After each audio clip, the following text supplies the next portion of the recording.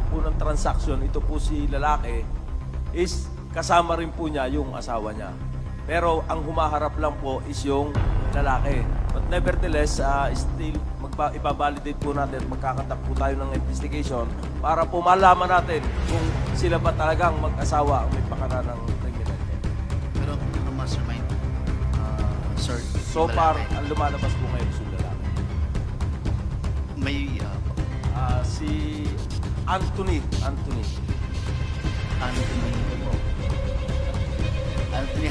Yes, sir. Yes, sir, name, sir. Anthony Limon P. Cawagas. Anthony Cawagas Limon. Limon. Yun po. Makikita nyo naman po yun sa Facebook niya.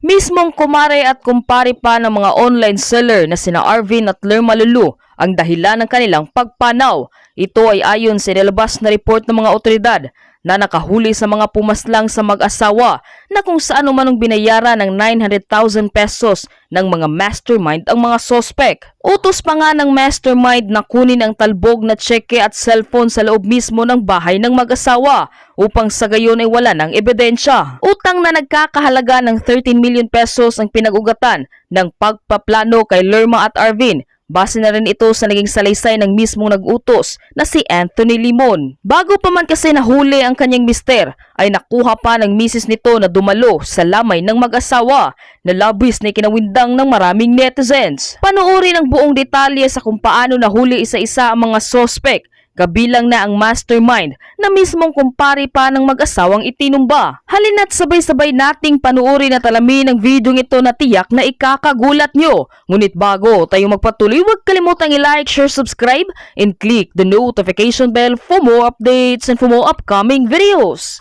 Maraming salamat! Base doon sa ating mga hawak na ebidensya, as of now, no, ang lumalabas na motibo ay tungkol sa utang at negosyo, no? Base doon sa mga conversation na doon sa nakuha nating mga telepono ng suspect at ng mastermind. Magkano po yung utang, Art? Well, base doon sa yung tinatawag nating exploitation ng cellphone na nakita natin based doon sa ginawa ng ating mga investigador, may humigit kumulang 13 million ang involved na halaga ng utang. 13 million pesos. Bakit umabot po, RD, na yung mastermind, ipapapatay pa na yung pag-asawa? Well, ayon doon sa ating yung ebidensyang hawak, yung 13 million na yon ay ayaw niyang bayaran, no, ng mastermind, and at the same time, yung kasing mag-asawa, sila yung nasa top yung tinatawag nating exclusive distributor ng online products, no? At yung ating suspect na mastermind ay engaged din sa online products. So kung mawawala yung mag-asawa, siya na yung magiging exclusive distributor. At the same time, mawawala pa rin yung utang niya. So yun ang nakikita natin initially dito sa mga ebidensyang hawak natin. Tapos, RD, umabot ng 7 po yung suspect, Yes, sa ngayon, ang nasa kamay natin ay 7, pero tuloy-tuloy pa yung ating pag-iimbestiga at kung may ma-identify pa tayong mga kasamahan nila at kasangkot, tuloy-tuloy ang ating paghanap. Ask ko lang, sir, nasabi po ba ng suspect or ng mastermind kung ano po yung instruction niya dun sa mga gumawa ng krimen? Talaga po bang pinapapatay or may talagang agenda lang? Magandang hapon po sa atin lahat. Based po dun sa revelation ng ating mastermind, kanina po na hinuli po natin kaninang umaga, allegedly yung pong ang utang na 13 million na utang niya, by products po yon, and then humana po siya ng middleman para nga po ipapatay itong mag-asawang Lulu, considering nga po na palagi po silang sinisingil and ipinopost pa po sa social media at nasisira daw po yung kanilang reputation. Ito pala po mga online seller na ito, mahalaga sa kanila yung reputation para po bilhin ng mga customer nila. So, nakahanap po sila ng middleman na kung saan ito naman po middleman na ito is naghanap din po ng gun for hire na nakuha din po natin yon. At ang una nga pong instruction niya dito po sa mga gun for hire na ito is pasukin na po yung bahay ng mag-asawang Lulu, kuhanin po yung cheque na talbog na inisyu niya na worth 13 million, and then pati po yung 2 cellphone, kailangan daw po makuha. But unfortunately, based po dun sa revelation po ng gunman, hindi po obra, mahirap. Kaya ang ginawa po nila is binuntutan na lang po nila ito dito sa may SM, and then dun nga po sa Mexico, dun na po nila isinagawa yung karumal-dumal na krimen. Last follow-up lang, sir. Magkano po yung binigay na pera para gawin itong krimen na to? Hello. Based din po doon po sa natin, sa mastermind, ang nai-release niya na pera is 900,000. So, nagbigay siya doon sa middleman kay a certain Rolly, binigay niya yung 900,000, and then nagpauna ito si Rolly ng 100,000, yung panggastos nila sa surveillance, and then nung matapos, binigay niya yung 400,000. Ang napapunta po, bali lahat dun sa mga gun for hire is 700. Tapos yung si Rolly, yung middleman, nasa kanya yung 200. Sir, pakwento lang paano yung naging breakthrough sa pagkaka-aresto dito sa mga suspect. Nung nangyari nga yung pamamaril, ay nag-create agad yung ating provincial director ng isang dedicated follow-up team para tutukan itong kaso nitong mag-asawang Lulu, sapagkat ito nga ay double murder case at kailanman ay hindi tayo makapapayag na itong mga ganitong pangyayari ay hindi natin masusolve, no? So dahil sa pagtsatsaga ng ating provincial director at ng mga operatiba, ay nakakuha sila ng mga testigo, no, na nakakita doon sa mga gunman bago isagawa ang pagbaril, yung actual na pagbaril at yung pagtakas. So, yung mga testigong yon ang nagbigay ng kanilang mga sworn statements and personal accounts doon sa description ng motor, description ng mga suspect, at kung saan sila papatakas.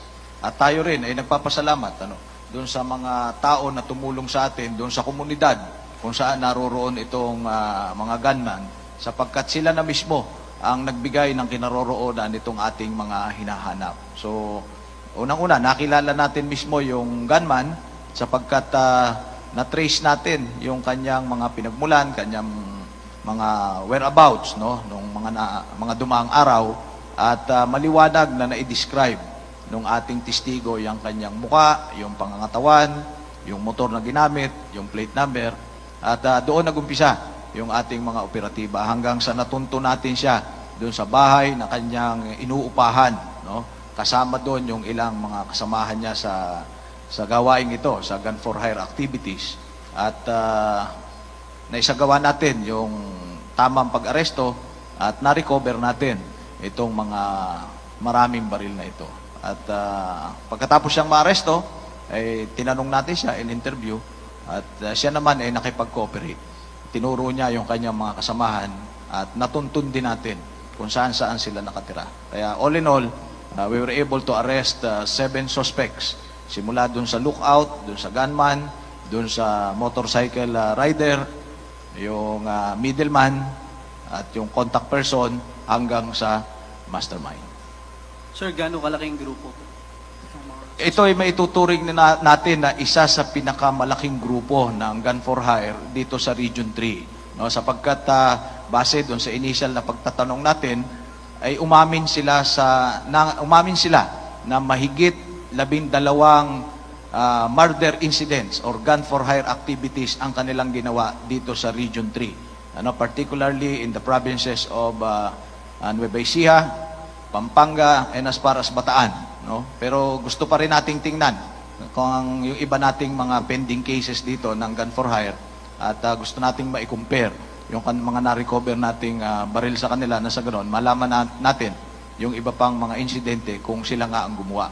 So malaking grupo ito in the sense na organize yung kanilang structure. May middleman, may leader, may gunner, may spotter, at naglalaro sila hindi lamang sa isang probinsya. No? Yung activities nila ay kalat na. No?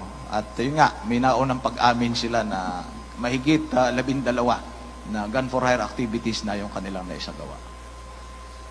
Sir, last on my part, gaano kalaking bagay ito lalo malapit na ang eleksyon? Napakalaking bagay nito pagdating dun sa tinatawag nating peace and order dito sa Region 3. Lalong-lalo na sa paparating na eleksyon sapagkat ang Region 3, base sa datos, isa sa rehiyon na may pinakamaraming gun for hire activities or murder incident pagkapalapit na yung eleksyon. At ang pagkahuli natin sa grupong ito, for sure, ay makakabawas doon sa tinatawag nating mga gun for hire activities, killing activities at yung murder incidents dito sa Region 3. Sir, Paulo G. from CLTV. Ito bang assessment natin sa peace and order sa Central Luzon? Hindi na natin pwedeng gamitin yung terminong isolated case, yung killings?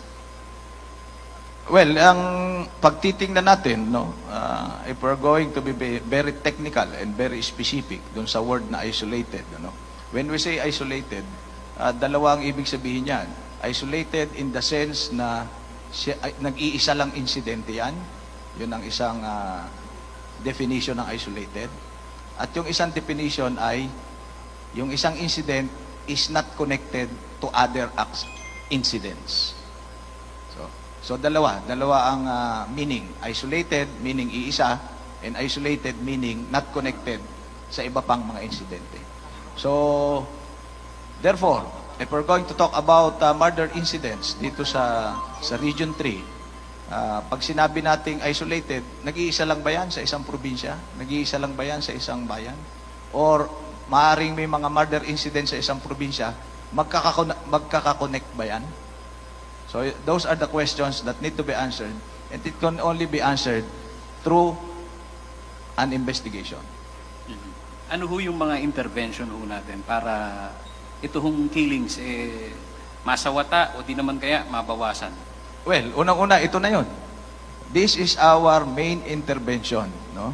Para matigil at masawata yung walang habas na pagpatay sa mga tao dito sa Region 3. Ano? Isa na ito sa ating intervention.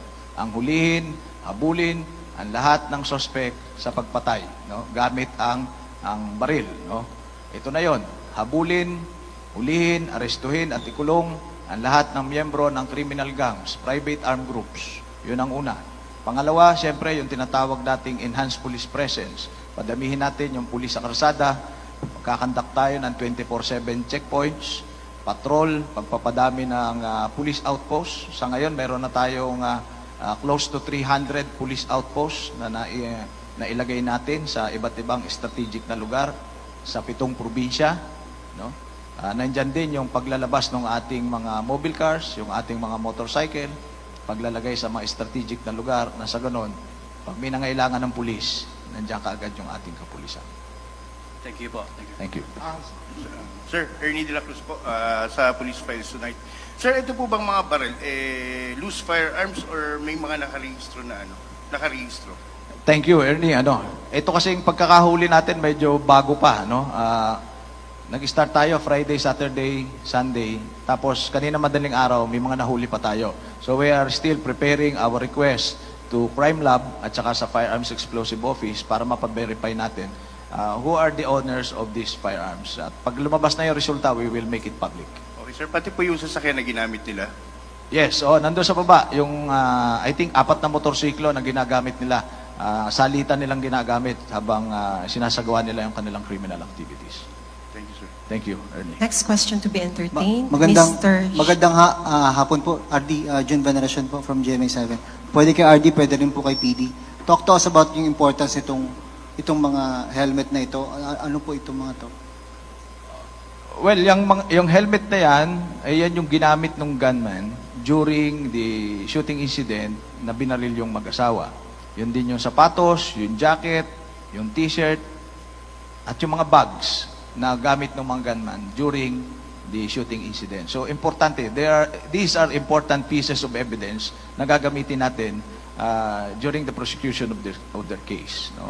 So, ebidensya ito. These are identities na nakakabit doon sa gunman. Ito yung mga nakita sa CCTV footage? Yes, yes. Ito yung nakita sa CCTV footages at na-recover natin doon sa bahay na pinagtataguan nitong mga gunmen. For PD, sir, timeline lang. Nangyari ang pamamaslang October 4. Yes, Kailan sir. nagsimula ang plano? Para ilatag lang po natin, kailan kinontrata? Actually, sir, after po nung mangyaring shooting incident, right after then, nag-start na po kami mag-conduct ng investigation, mag-gather ng information doon po sa mga tao po sa komunidad, and then record check po, and then katulad nga po na sabi ni RD, nung maraming nagbigay ng information, nakuha po natin yung one of the suspect doon po sa shooting incident na si a certain Arnold. So, siya po ay may suot ng helmet, siya rin po may suot ng sapatos, and then siya rin po ay may suot ng jacket na yan, kung ano po yung nakikita natin. And then yung 2 baril po na nandoon na 45, yun din po yung ginamit nila na pagbaril mismo sa mag-asawang Lulu. And then yung binayad din po na pera na worth 900,000, yan po ang natitira 204,000. Kasi po 500,000 ang binigay sa kanya, binigay niya yung dun sa back ride niya, 120, meron 30 sa spotter, kaya, at nagastos na po niya yung iba, kaya ang natira po dun sa pera niya is, ayan po, 204,000. So, sorry, PD. Timeline lang paano nagkontakan si Mastermind na punta kay Middleman, kailan? Sige, ako na sasagot. Sige, sorry. Based doon sa ating hawak na ebidensya, as early as August, nag-start yung yung plano nila na yung mastermind ay naghahanap ng taong makakapagbigay ng gun for hire. August. This year. Tapos yung original plan na pasukin sa bahay, kailan dapat i-execute yun?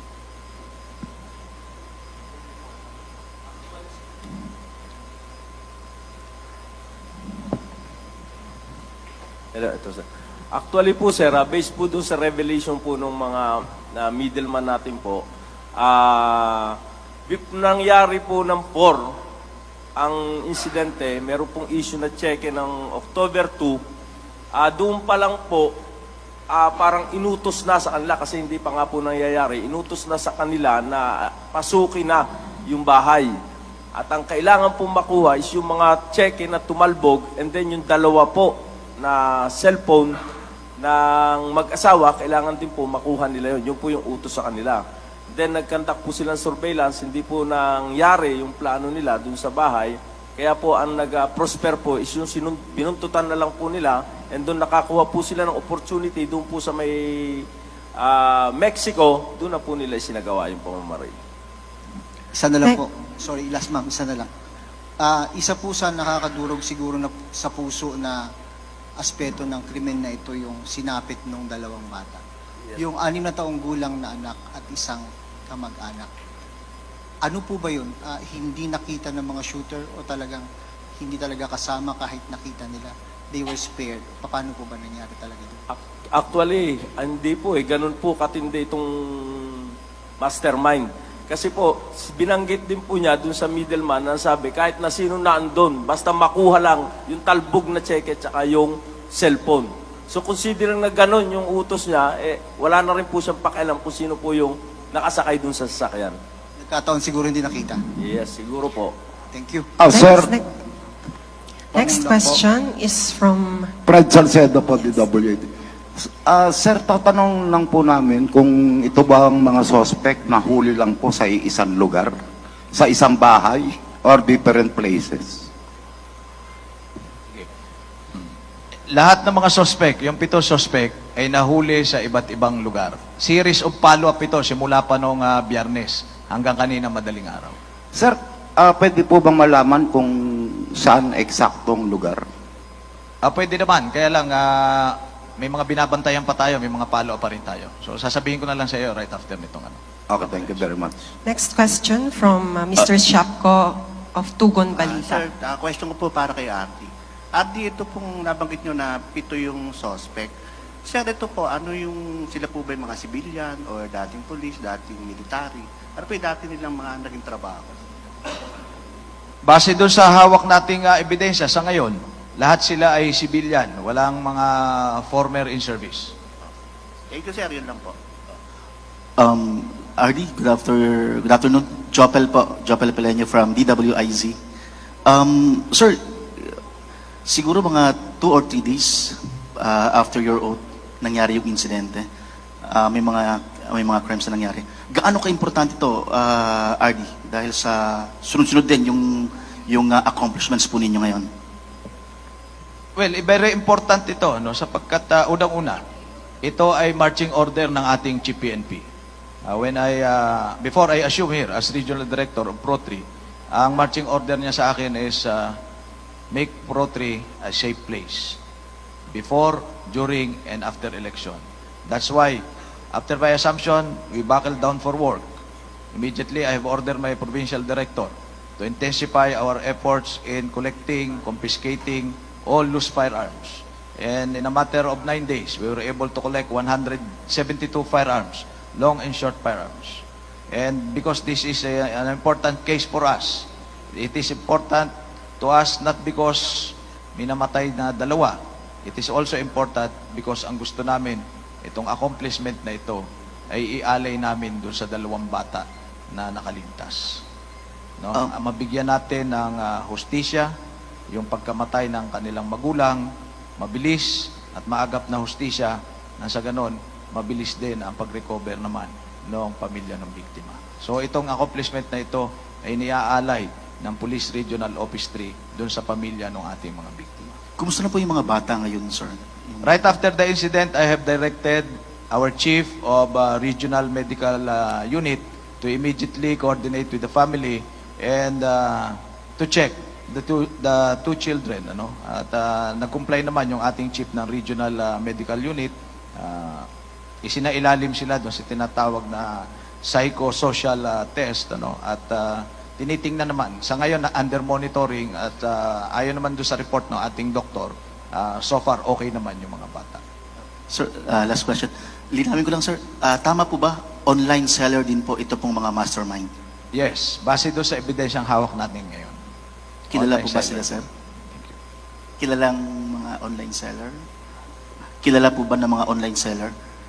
Yes, kilalang online seller. Kasi kung ikaw naman ay hindi sikat na online seller, walang bibili sa'yo, di ba? Tama ba? Yes, sir. So, Pwede po bang mapangalanan, sir? mapangalanan ni PD Pampanga yan, mamaya, later. Thank you, sir. Thank you. Next question from Miss Gracie Ruto. Yes po. Sir, tanong ko lang, yung 13 million, almost 13 million na utang nitong mastermind, since kailan pa po ito? Well, base doon sa ating pag-iimbestiga, medyo recent, recent yung 13 million, but we want to be sure about it. That's why gusto nating makita pa yung ibang mga cheque, nandun kasi yung mga date. Pag nakita na natin after the full investigation, we will make it public at we will inform you kung ano man yun. Meron pa po. Curious lang ako, sir, napakaraming ID. Ano po yung mga ID na yun? Well, ito yung mga IDs na na-recover natin doon sa 7 suspects at chinecheck natin yung authenticity niyan. And for sure, in these IDs, in these many IDs that we confiscate, meron dyan na mga IDs that they are using to hide their true identity. Any more questions from our media friends? Yes? Sir RD, tanong lang po, yung pong mga nahuli natin na 7, mga nanlaban ba sila nung sila ay kukunin doon sa kanilang lugar? At kailan po ba itong gunman, kailan talaga siya, anong araw siya nakuha at saang lugar? Yung 7 nahuli natin, during the course of the operation, hindi na natin sila binigyan ng pagkakataon na manlaban. We have employed superior force, at superior skills, tactical skills ng ating mga operatives at yung tactical units na ginamit natin because we want to ensure na mahuli natin sila ng buhay because we want to get to the bottom of this. Gusto nating maabot kung sino yung mastermind at sino pa yung iba na may kinalaman dito. Rest assured that our investigation will not stop from here. Tuloy-tuloy pa yung ating investigation kasi yung kanilang revelation, meron pa silang involvement sa more than 12 killing or murder incidents. And we want to dig deeper on this more than 12 murder incidents na ito. Gusto pa nating maabot sino yung mga taong nag-utos sa kanila para gawin itong more than 12 incidents na ito. So tuloy-tuloy. This is a continuing investigation. And I want to report to everyone that after my assumption, I have created a super task force against criminal gangs and PAGs, Partisan Armed Groups here in Pro3. This Super Task Force will hunt down all members of criminal gangs and partisan armed groups in this region. And this accomplishment can also be attributed to the Super Task Force created by Pro3. Sir, kung yung mastermind kaninang nakuha umaga, yun naman pong gunman, ito po ba nung Biyernes at saang lugar? Yes, nung Biyernes nagkaroon kami ng magandang break, tapos Linggo nahuli yung gunman, and from there dire-diretso na. Series of follow-up in different places. Salamat. Okay, thank you. Sir, Follow-up question? follow-up question pa sa CLTV po. Ito po bang grupo, nakita natin, hindi po biro yung mga gamit nila. Meron pa silang meron pa silang granada. Di ba? May samurai pa. May pangalan na ho ba ito kahit yung popular ba sila? Notorious talaga? Anong pangalan ng gang, sir? If we're going to take a look in their armaments, for sure, by this evidence alone, you can deduce that they are an organized criminal group. No? Meron nga silang structure Meron silang hierarchy, di ba? So, itong grupo na ito, based doon sa revelation nila that they have perpetrated more than 12 murder incidents or killing incidents here in Region 3, ibig sabihin, matagal nang existing tong mga ito. Matagal nang existing based doon sa kanilang revelation. Ngayon lang tayo nagkaroon ng magandang break para talaga malansag natin itong grupo na ito. And we are thankful to the community for providing information, for cooperating with the investigation being conducted by Pampanga PPO. And this is the result of the collaboration of our community and PNP. We'll now entertain the last question, I think. Hindi, sige lang, okay lang. Okay, yes. Walang Yes. last question. Okay, sir. Sir, thank you, sir. Thank you. RD, mag-asawa po ba itong suspect or suspects? Kung ang mastermind, yes. Sorry, mastermind, RD, mag-asawa po ba or iisa lang po, lalaki or babae po?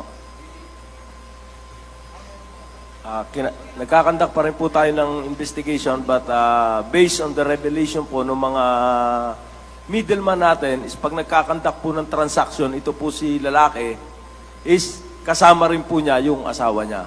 Pero ang humaharap lang po is yung lalaki. But nevertheless, still ibabalidate po natin at magkakandak po tayo ng investigation para po malaman natin kung sila ba talagang mag-asawa ang may pakana ng krimen na ito.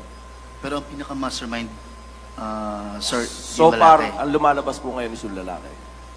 Okay. May, Si Anthony po. Anthony, yes, sir. Surname, sir. Anthony Limon Cawagas. Anthony Cawagas Limon. Limon. Yun po. Makikita nyo naman po screen- yun sa Facebook screen niya. name- Screen names, yes, online screen name, sir. Online. Okay, Online. So ito yung ang una po natin nahuli na yung gunman mismo po, yung bumarel, is si Arnold Thailand E. Di Maliwat alias si Arnold Thailand po. And then ang back right po niya is si Arnel Buan Jr. Tagata or JR. So yun po yung magkasama sa motor na bumaril po doon sa biktima. Si Arnold Thailand po ang bumaril doon sa lalaki, and then si Arnel Buan po ang bumaril doon sa babae. And then meron po silang isa pang kasama na nakasakay doon sa motor. Ang pangalan po nito is si Robert Di Maliwat Sumbeto, na naaresto rin po natin yon. And then yung ano po naman nila, yung middleman naman po nila is si Rolando Cruz E. Reyes at saka si Robert Di Maliwat. Dalawa po yung naging middleman pa po niyan. Papunta po kay Anthony Limon Cawagas. Yun po. And then meron pa rin po tayong Jomi Rabandaban Servito. Ito po yung isa rin po sa alias Dondon. And then Sancho Nieto ay pagtalunan. Ito po, under din po ito ni Arnold Thailand. Ito naman po yung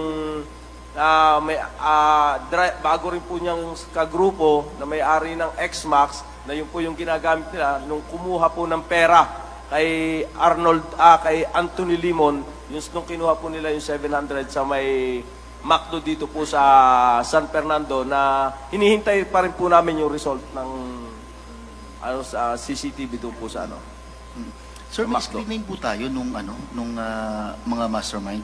Kasi online seller din po sila eh. Kung ano po yung screen name po nila na ginagamit sa online. Ito po, saglit lang po tignan ko. Wala po nakalagay po sa Facebook niya talaga is Anthony Cawagas Limon. Real name niya po nakalagay Real sa name. Facebook. Makikita niyo po yun. Ayun po, andun po. Magiging stalker tayo, sir. Ayan, yes, sir. RD, ito po bang mga gun for hire na naaresto natin? May mga dati na rin po ba silang may mga dati na rin silang kaso? Dawit ba sila sa iba't ibang mga crimes? Yes, sir. Yung iba po, hindi ko lang po dala. Meron po, ang isa dyan, meron pong 4 previous cases po. Hindi pa lang po kumpleto lahat, pero meron na po kami initially. May na-check na mga may previous cases. Okay. Yes, sir. So, last question siguro, sir. Masasabi na po ba natin ito pong kaso sa mga online seller, sa mag-asawang online seller is case closed? Yes, thank you. So, in as far as the couple Lulu's case is concerned, we consider this case solved, no? And with the arrest of the 7 individuals and the confiscation of this voluminous evidence against them, marami pa tayong mga murder cases na masosolve in the coming days, no? And this is what we call a preemptive strike against them. And marami tayong mapiprevent na murder incidents pa after the arrest of these individuals.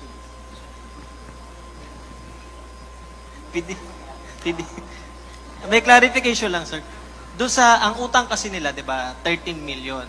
Ang nakita naming cheque dito is 11 million. Tsaka i-clarify na lang din namin, PD, kung tumalbog ba itong cheque na ito. Kasi may nabanggit kayo kanina, may plano silang pasukin yung bahay. Dahil nga, ikukunin yung cheque. Yung naandyan po na check, hindi ko lang po alam kung kumpleto na yan kasi po yung may hawak investigator. Pero allegedly lahat po ng check niyan is talbog. Kaya po palagi silang sinisingil. And ipinopost po sa Facebook na makikita nyo naman po, siguro po nakita nyo na yung mga post sa Facebook na pinapahiya yung nangutang. So yun din po yung revelation ni Anthony na masyado na silang napapahiya at kaya naging resort niya para tumigil sila sa pagpo-post sa social media is ipapatay po itong mag-asawa. So, tama, PD. Alam na nung mastermind na talbog yung ibibigay niyang cheque. Parang props na lang na pansamantalang manahimik. Most probably po.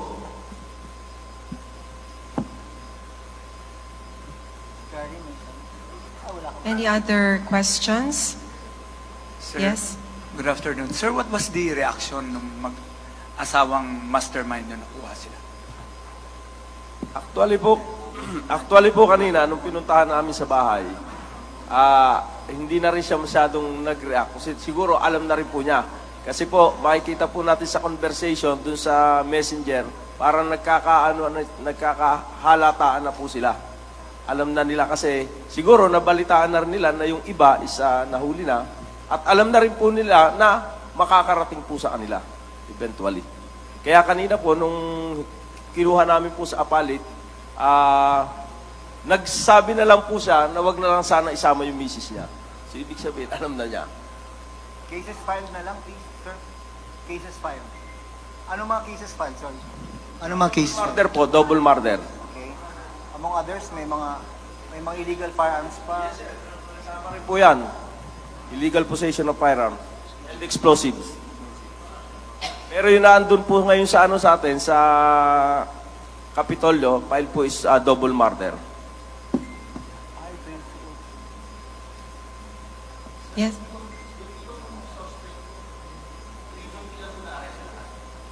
Yes po, sir. Nueva Ecija and Pampanga po.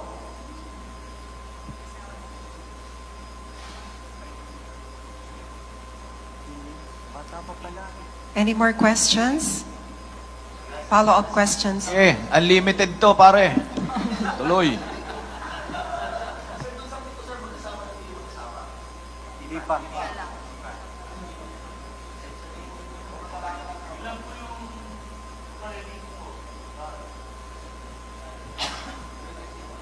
Actually po, nung nag-operate po ako, nagsama na rin po ako ng isang team ng SWAT, isang team ng Mexico, considering na sa Mexico po yan nangyari.